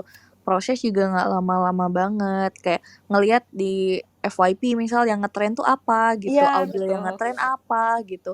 Nah, itu tinggal dibikin ulang. Sebenarnya itu salah satu life hacks juga kalau di TikTok dan di Reels gitu. Kalau kita ngerasa kayak, aduh kalau bikin konten original yang kita banget tuh belum sampai nih gitu untuk produksinya, ya udah kita bisa yang istilahnya ATM aja, nggak masalah. Toh kita juga bisa kayak belajar sesuatu tuh pasti meniru orang lain dulu Ya, kan ya. gitu. Ikutin Gitu. tren aja ya. ATM Betul, tuh penting betul. banget sih. ATM Bener, itu bener. penting ATM, banget. konteks ATM amati, tiru, modifikasi buat Iya, teman-teman yang mungkin bingung. ATM itu penting banget karena jangan nyontek ya, bukan plagiat Mm-mm. ya. Tapi remake ATM sih gitu. sebenarnya. Iya. Oke. Ini juga kita sudah kedatangan Robert. Robert, mau sharing, mau bertanya atau gimana? Halo, Cek. Ya, Aku lebih mau nanya sih ke teman-teman silakan. nih gitu loh. Jadi eh, kan teman-teman nih mungkin aku nyebutnya sebagai content creator kali ya gitu ya. Mungkin yang sudah lumayan adalah jam terbangnya gitu loh. Nah, pernah ngalamin gak sih itu brain gitu? Kenapa Jill? Nggak, lanjut Robert. Oke, Ya, boleh terus lanjut ya? lanjut. Maksudnya ya, Amin. Ini kan digital market ini pertama aku sih ngelihatnya, tolong koreksi ya Jo ya, hyper competition nih gitu loh. Jadi tingkat persaingannya itu juga tinggi banget gitu loh. Right. Ya gitu. Terus boleh sharing tips gak sih kira-kira gimana gitu ya. Terus yang kedua, pernah ngalamin gak sih itu brain drain ya gitu ya. Stuck lah ibaratnya. Aduh, gue kehabisan ide nih, kering nih gitu ya kan gitu. Karena kan umumnya teman-teman kreatif yang pernah aku kenal gitu, ya kadang-kadang mereka brain drain tuh gitu, stuck gitu ya, harus refreshing dulu lah, apalah apa gitu. Kadang ide nggak keluar, sehingga dan kadang-kala seringkali tingkat kreativitasnya itu kalau tadinya skillnya 1 to 100 dia ada di 90 atau di 80, somehow ketika lagi stuck in the middle dia bisa levelnya tuh 30 katakanlah gitu atau 40 gitu. Nah, boleh share nggak ya kira-kira mengenai hal itu? Dua itu aja sih. Yang pertama tadi stuck in the middle, brain drain. Yang kedua ini digital market ini kan very hyper competitive ya. Gimana caranya lo jadi kelihatan ya di antara sekian banyak content creator gitu misalnya ya? Ratusan juta ya kalau nggak salah akunnya. Betul. Ya kan technically semua orang yang jadi user sosial media adalah content creator ketika mereka ngepost konten gitu ya. Exactly, brother. Right. Gitu. Oke. Thank you ya. Thank you Robert buat pertanyaannya. Dari teman-teman speaker ada yang mau menanggapi dulu? Mungkin gue sambil menunggu yang lain, gue menanggapi deh. Jadi yang tadi ya, kalau misalnya brain drain gitu, mungkin ada yang masukan dari Dita juga bisa jadi bagus. Jadi sebenarnya kita bisa coba lihat tren-tren yang ada gitu ya. Dan kan kalau kita lihat TikTok itu sekarang banyak sekali orang-orang yang ya udah, lagi tren joget seperti ini, oke, kita remake gitu. Lagi tren lawakan yang begini, oke, kita remake gitu. Jadi jangan takut buat explore sesuatu yang di luar kebiasaan kita. Dan bisa jadi itu malah membuka, ternyata cocok juga ya kita dengan konten-konten seperti ini gitu. Bisa jadi ada opportunity baru yang sebelumnya tidak kita lihat di situ gitu.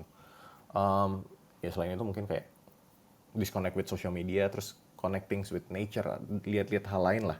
Karena menurut gua creativity itu bukan bisa jadi dia juga connecting the dots dari hal-hal yang sudah ada, kita sambung-sambungkan gitu menjadi sesuatu yang baru gitu kan. Nah, dan itu tidak bisa kita lakukan ketika misalnya kita terlalu terpaku di social media gitu ya. Jadi mungkin ada baiknya go offline dulu gitu kan, do some stuff, main bola, nongkrong sama teman atau apa gitu. Siapa tahu itu nge-trigger pemikiran-pemikiran baru. Nah, terus kalau misalnya soal diferensiasi, gimana ya caranya agar ketika kita jadi content creator, kita ini berbeda dengan yang lain. Nah, jadi ibaratnya gue mau jadi travel influencer, tapi kan travel influencer sudah banyak gitu ya. Gimana ya caranya gue bisa jadi beda? Nah, ini kan mungkin di satu sisi kita juga bisa explore, apa nih yang belum ada gitu misalnya. Travel influencer tapi mungkin yang seputar konten misalnya lebih memacu adrenalin misalnya, entah panjat tebing apa segala macam gitu ya. Dan kita kebetulan suka, bisa jadi. Atau misalnya kita juga bisa inject value dan personality kita di situ gitu loh. Jadi in the end orang yang tadi misalnya kayak Dita gitu ya. Dita banyak ilustrator tapi orang jadi attach sama Dita gitu karena personality-nya, karena misalnya bercandaannya, karena karena gaya ngomongnya, karena apa gitu loh. Jadi ada yang bikin nyangkut gitu. Dan itu sebenarnya kayak Dita lagi tadi juga bilang, sebenarnya banyak orang di sosial media mungkin kalau misalnya masih belum ada yang suka dengan kita, mungkin kita masih belum menemukan market yang cocok nih, audiens yang cocok gitu. Jadi bisa dieksplor, atau misalnya bisa juga kayak coba deketin diri dengan community biar kitanya juga terekspos gitu. Nah, gimana Dit? Ada yang mau ditambahin? Oke. Jadi yang pertanyaan pertama tuh lebih ke kalau jenuh gimana kan sebenarnya. Mm-mm. Jadi kalau gue pribadi pada saat jenuh gitu kan, soalnya sekarang kan si hobi ini udah menjadi pekerjaan gitu. Itu kan jadi kayak larinya susah. Nah, di situ adalah momen dimana menambah hobi baru gitu. Misal dulu hobinya adalah menulis dan menggambar, itu pelarian dari belajar di sekolah gitu. Biar nggak jenuh, akhirnya gambar dan menulis. Tapi pas udah gede lagi, si gambar dan menulis menjadi sebuah keharusan gitu loh, yang bikin jenuh lagi. Akhirnya geser ke game, geser ke bercocok tanam gitu, atau kayak makan makanan enak. Jadi hal-hal yang bikin refresh mind lagi gitu. Dan itu juga jadi nambah-nambah referensi juga sebetulnya. Kayak, ah bosen ah kalau misal gambar dulu hari ini, terus tiba-tiba nonton film animasi, oh ternyata warnanya bagus ya, oh jadi pengen deh ntar bikin kayak gitu. Misal contohnya kayak gitu, jadi ngelakuin hal-hal yang memang refresh mind gitu, kan itu banyak banget ya yang bisa kita lakuin, kayak tiba-tiba ngerajut, tiba-tiba piara kucing, yang gitu-gitu. Terus kalau balik lagi soal pembeda gitu kan, biar kita tuh punya unique selling point istilahnya, kita tuh nunjukin ciri khas juga gitu loh. Misal kayak dulu tuh gue belajar juga dari sering ngeliat Joni aktif di sosmed. Joni tuh kenapa ya followersnya banyak, terus kenapa ya orang tuh kayaknya loyal banget ke Joni. Ternyata awal-awalnya karena dia sering share meme gitu, apa sesuatu yang orang attract karena ringan dan menghibur gitu. Terus akhirnya gue coba, oh gue juga nggak harus yang serius-serius banget gitu, gue nggak harus jadi si paling pintar di ruangan gitu, gue bisa jadi yang menyenangkan dan lucu juga gitu. Akhirnya itu dipakai di sosmed dan ternyata ngaruh juga. Jadi orang tuh nggak yang terlalu serius loh di sosmed gue. Jadi kayak ilustrator lain kenapa ya kayak kesannya tuh gambar aja tapi kayak nggak punya kehidupan lain, kan ada yang sempat bilang kayak gitu. Padahal ya kita juga punya kehidupan dan kita nggak menunjukkan itu aja. Nah, gue memilih untuk menunjukkan itu gitu. Terus untuk pembedaan kalau secara style gambar, misal gue nunjukin apa sih yang sebenarnya lagi ramai, misalnya sekarang lagi ramai tuh style-style yang manga gitu, ke Jepang-Jepangan, akhirnya gue bikin style gambar yang nggak ke Jepang-Jepangan gitu. Jadi saat orang ngeliat tuh, ini mah gambarnya Dita, oh ini warnanya warna Dita banget gitu.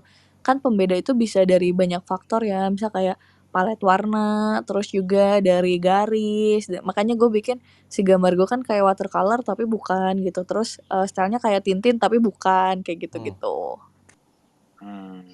Right. Iya, iya, Ujung-ujung iya, kayak iya. ketika lo explore style lo sendiri, itu mungkin bisa jadi pembeda dengan orang lain juga ya. Iya, ini kan aku boleh jamin dikit ya, Ya sorry. silakan. Maksudnya gini loh, kan tadi Jill itu bilang ini promised land lah katakanlah gitu ya. Ini digital market itu seperti promised land gitu loh. Nah kan I was wondering nih, gue juga mikir gitu kan, ketika ini promised land untuk everybody gitu loh. Ini kan jadi seperti American Dream gitu bro. Iya nggak sih teman-teman gitu loh. Ya kan, so waktu everybody, so ini promised land for everybody and everybody ya is invited gitu loh. Ya kan? Ya. Since then gitu ya, everybody is invited. Ini kan jadi pecah banget nih bro gitu loh. Ya kan? Tadi tuh salah satu contoh teman gue juga tuh ngalamin gitu, yang tadi Eko cerita konsisten gitu. Dia konsisten bikin video di YouTube gitu. Ya alhamdulillah gitu yang nonton 10 gitu. Udah 2 tahun gitu ya. Gue setuju bukan konsisten in that way gitu loh. Berarti dia nggak bisa sensing bahwa dia punya konten itu nggak cukup atraktif kan gitu loh, untuk bawa orang masuk ke situ. Dan gue ngeliat bahwa seringkali teman-teman yang untuk mau masuk ke promised land ini, mereka in my humble opinion, mereka nggak cukup kapabilitas untuk masuk ke sana gitu loh. Karena kan ini kan entry barriers-nya rendah banget ya, nyaris nggak ada gitu loh. Lu cukup punya handphone Android gitu ya, Betul. yang ada kameranya, selesai gitu kan gitu ya. Ya. Iya kan gitu ya, kualitas 720 pun oke lah ibaratnya gitu, bisa upload dimanapun gitu. Ya. Nah, karena entry barriers-nya rendah, ini promised land for everybody gitu ya, sehingga orang merasa kita punya hak ke sana gitu, dan banjirlah tempat ini gitu, Ya. gitu kan. Ya ini kan kalau kita ngeliat ini jadi nggak sehat nih, ini very very red ocean, ini bukan red lagi nih, ini sih apa ya kumpulan darah gitu, ini sih kolam darah. Ya aku sih ngeliatnya gitu nih, tolong Right. dikoreksi gitu. Makanya kebetulan banyak teman-teman aku ya, aku sih belum main ke sini jujur gitu, belum main gitu. Yang aku lihat ya mereka just make a video, just make a channel, terus sebulan, 2 bulan, 3 bulan gue tongkrongin, 4 bulan mati. Ada yang 6 bulan mati. Ada yang setahun ya bertobat kali dia gitu. Jadi kayaknya ini bukan promised land-nya dia gitu, mungkin yang lain. Nah, ini kan jadi common problem, jadi everybody's problem. Ya nggak sih, Jo? Tergantung Ya kan? sebenarnya. Oke, gini. Gue Iya, Oke, silakan, Joni Jal. dulu. Please share, silakan. Oke. Kalau gua melihat ini kan sebenarnya menciptakan peluang buat orang dilihat gitu ya. Buat orang dilihat. Misalnya gini, di tahun 90-an ketika kita mau dilihat orang, kita mau jadi terkenal lah kasarnya. Kita harus masuk TV, radio, media cetak yang mungkin nggak semua orang punya akses ke situ gitu kan. Mereka harus jadi something Iya, dulu betul. buat masuk ke situ, right? Tapi sekarang ketika lo bikin konten, technically lo bisa dilihat semua orang. Ingat Cinta dan Jojo gitu. Zaman dulu joget-joget, lip sync lagu dangdut koplo tiba-tiba viral gitu ya. Padahal mungkin mereka nggak rencanakan gitu ya. Nah, jadi sebenarnya peluang itu ada. Nah, semua orang bisa jump in, tapi apakah mereka bisa mengconvert itu butuh skill lain menurut gue. Kayak skill content creating gitu ya. Gimana caranya lo juga bisa marketing diri lo sendiri. Jadi mungkin bukan, oh ini jadi udah kepenuhan. Enggak juga. Karena bisa jadi ada topik-topik baru. Misalnya di tahun 2020-2021 tiba-tiba topik finansial naik gitu ya. Nah, jadi kan ini masih buat financial planner ini jadi momen yang bagus buat mereka gitu.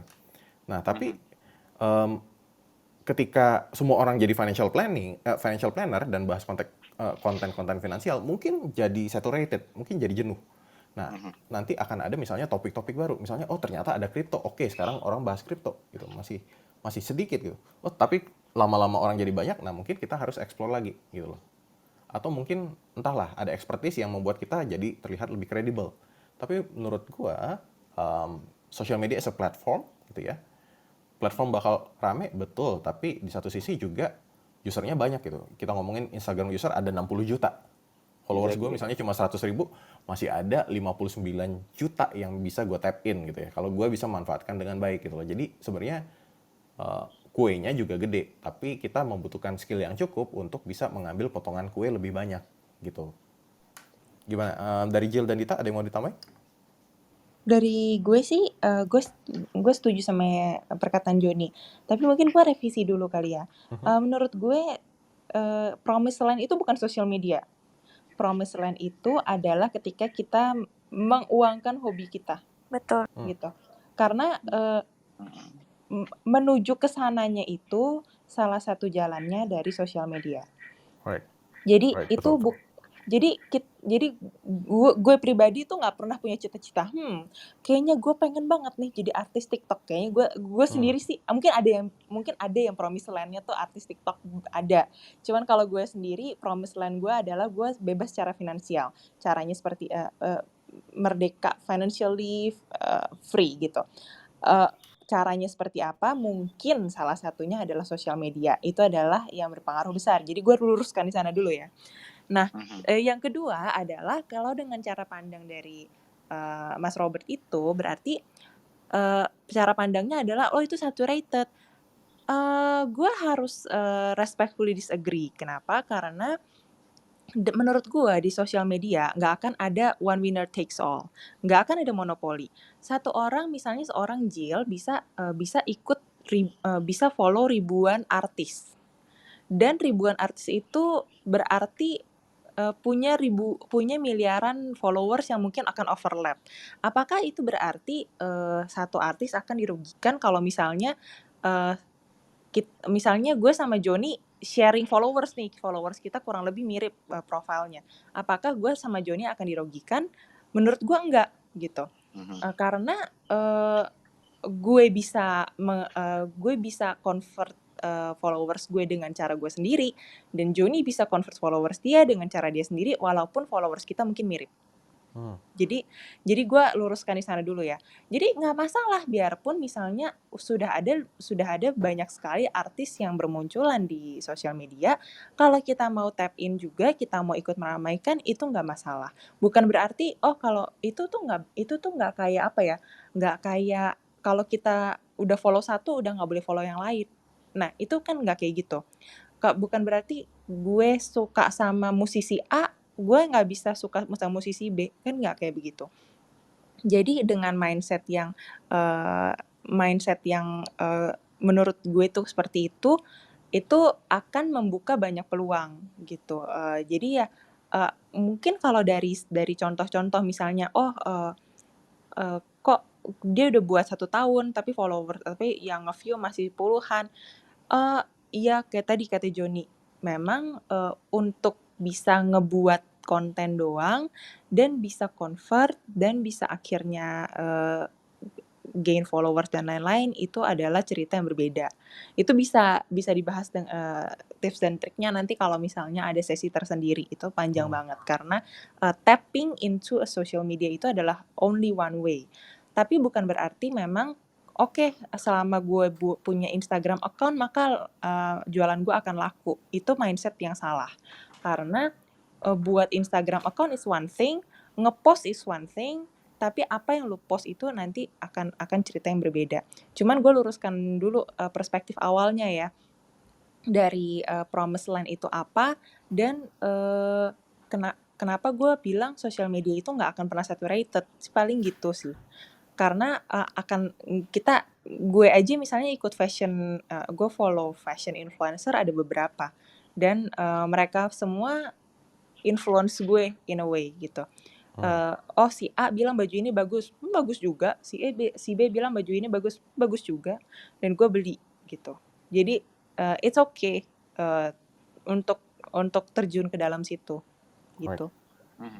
Oke, dari teman-teman speaker yang lain ada yang mau menambahkan? Gue kali ya. Boleh. Nanggepin yang dari Kak Jill tadi, mungkin nambahin aja kalau sebenarnya perkara si promise land ini adalah tentang gimana juga kita mau apa istilahnya tuh effort lagi. Maksudnya gini, dulu gue berangkat dari yang beneran bukan siapa-siapa gitu, gue tinggal di kampung gitu, tidak ada akses internet, jauh dari kota dan semacamnya. Terus sekarang di posisi sekarang, jadi kayak ada pembeda antara gue dengan teman-teman gue yang zaman sekolah gitu, yaitu gue mau berkembang lebih gitu, gue mau belajar lebih banyak, gue mau nyari networking yang lebih gitu. Mungkin itu yang belum terjadi ke orang-orang gitu, yang dimana aduh capek terus ntar kesannya ngartis gitu, padahal ya nggak apa-apa gitu, karena menjadi terkenal itu bukan cuma lo menjadi selebriti gitu, tapi lo bisa menjadi orang yang influence orang lain. Bahkan menurut gue guru aja itu adalah seorang influencer gitu, dan there's nothing wrong gitu being a teacher gitu. Nah makanya dimana gue melihat Joni nih gitu kayak di sosmed, ternyata Joni mengajari followersnya tuh berkembangnya seperti ini ya. Berarti gue bisa pakai cara yang sama dengan metode yang berbeda gitu. Itu makanya banyak orang mau nonton video gue gitu, mau komen dan semacamnya. Misalnya gini, kayak orang dikasih konten gitu, tapi apa sih spesialnya konten ini gitu, terus apa sih yang bisa kita pelajari dari konten itu, dan sejauh mana kita mau gedein networking juga gitu. Karena mau nggak mau orang tuh ngelihat juga gitu loh, kayak ini temennya siapa ya, ini ternyata dia sering bikin kontennya tuh mirip sama ini ya. Hal-hal kayak gitu juga ngebantu kontennya growing gitu. Kayak sederhana, gue ngepromoin teman-teman yang ilustrator gitu, orang tuh jadi ngeliat, ini temennya Dita ya, berarti dia memang ilustrator beneran gitu, dia nggak akan scam atau apa. Hal-hal kayak gitu juga ngaruh sih, ya nggak Jon? Ya, betul. Dan satu lagi gue tuh pengen meluruskan lagi. Jadi definisi sukses buat orang beda-beda ya pasti ya. Jadi menurut gue balik lagi, karena sosial media itu bukan promised land, gimana pun caranya lo mau menggunakan sosial media sebagai platform lo, sebagai wadah untuk menuju ke sana, itu adalah cara lo sendiri. Jadi misalnya ya, lo tuh yang nge-view tuh konten lo cuman ratusan gitu, dibandingkan dengan misalnya Kylie Jenner sekali ngepost bisa miliaran orang yang nge-like. Tapi ratusan followers lo itu bener-bener orang yang tertarik banget sama Konten. musik, sama art lo gitu. Mhm. Dan emang orang yang passionate banget sama musik yang lo buat. Emang orang yang satu pikiran sama lo. Nah, itu akan jauh lebih berharga gitu. Jadi sebuah nilai dari sosial media itu saran gue tidak dititik beratkan pada angka doang. Betul.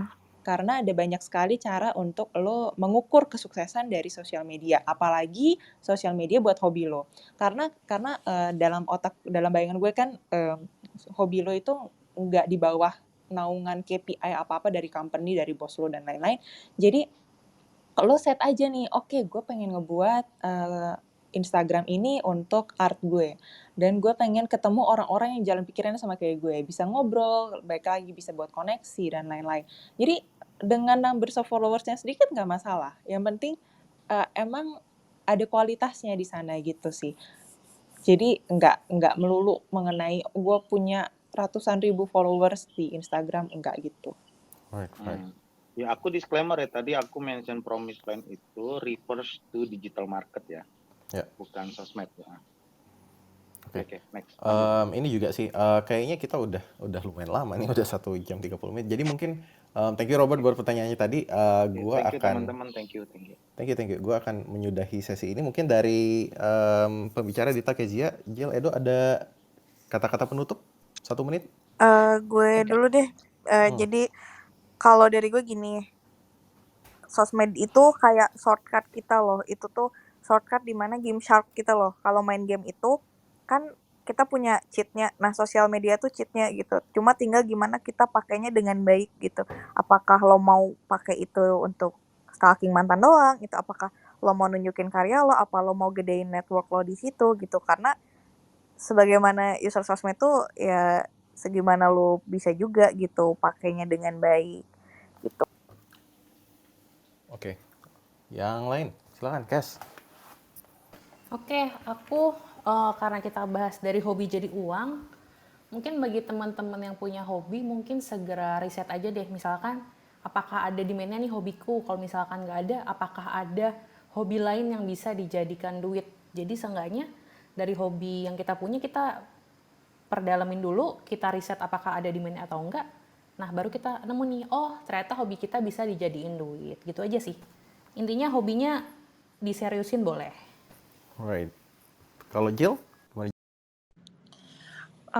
Nggak ada sih, paling explore aja lah. Emang ini this is a very personal journey. Gue selalu bilang ini ke teman-teman gue juga yang curhat gitu masalah kayak ginian. Ini sangat personal, nggak ada yang bisa kasih tahu kalian harus ngapain dan gimana. Paling kalau misalnya sesi-sesi kayak gini kita cuma bisa arahkan kurang lebih ke arah mana. Tapi balik lagi, explore aja, jangan takut untuk explore. Saklek-sakleknya itu dibuang-buang aja karena you'll never know gitu opportunity-nya bisa datang dari mana. Oke, Dok. Kata-kata penutup, Dok. Ya paling di saat lu masih sendiri, kasarnya masih muda, ya perbanyaklah knowledge, perbanyaklah belajar dari orang-orang dan belajarlah dari idol-idol lu. Terus kayak jangan terlalu muluk-muluk, perbanyak ilmu, knowledge, semuanya lu pelajarin. Dan ya kita nggak tahu kemana hidup akan membawa lu. Just embrace everything. Ya, dan nanti lu akan ketemu warna lu sendiri, lu akan ketemu jalurnya lu sendiri, lu akan ketemu journey-nya lu sendiri. Jadi jangan coba comparing journey lu sama journey orang lain, karena lu punya warna lu sendiri yang membuat lu lebih unik daripada yang lain. Mantap. Oke, kalau gitu terima kasih buat teman-teman speaker yang sudah sharing. Terima kasih, 1,5 jam yang sangat bermanfaat. Dan terima kasih sekali lagi buat teman-teman semua. Sampai jumpa dan happy weekend.